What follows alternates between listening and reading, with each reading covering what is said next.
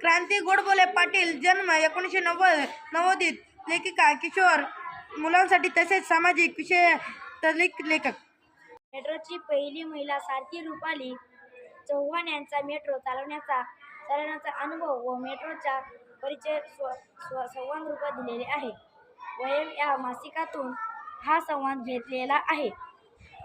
मुंबईत metro train सुरू झाली आणि त्याचा प्रवास करण्यासाठी खूप जुबाड उडाले। मेट्रो खरोखरच अजब आहे।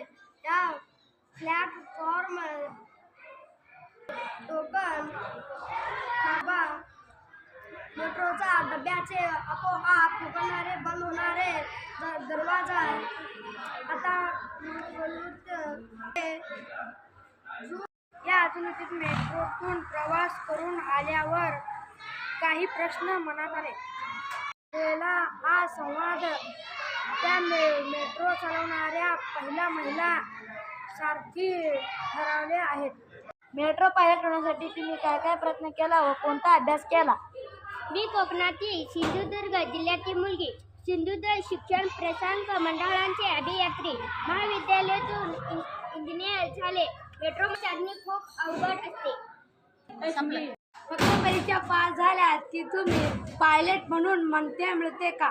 नाही, यानंतर उमेदवाराची मानसिक आणि शारीरिक चाचणी घेतली जाते। या सर्व चाचण्यांत पास झाला की मग मुलाखत घेतली जाते। मुलाखतीमध्ये निवड झाल्यावर मेट्रो चालवण्याचे 1 वर्षाचे प्रशिक्षण दिले जाते। पहिल्यांदा मेट्रो चालवताना तुम्हाला कसं वाटलं?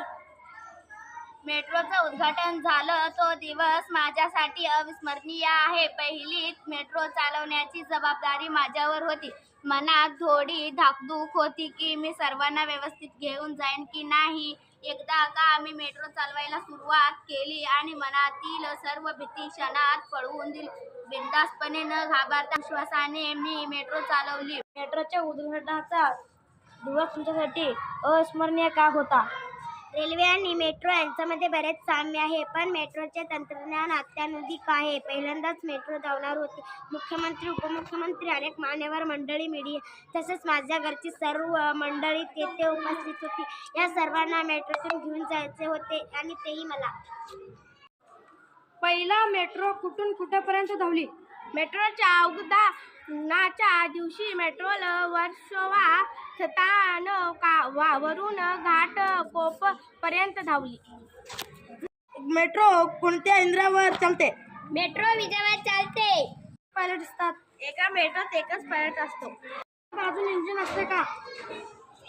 लोकल प्रमाणे मेट्रोलाही दोन्ही बाजूस इंजिन असते। मेट्रो ट्रेन फक्त 4 डब्यांची असते। मेट्रोला स्वतःची कारशेडही असते। मेट्रोत एका वेळी साधारणतः किती प्रवासी प्रवास करू शकतात? मेट्रोत एका वेळी साधारणतः 1500 प्रवासी करू शकतात।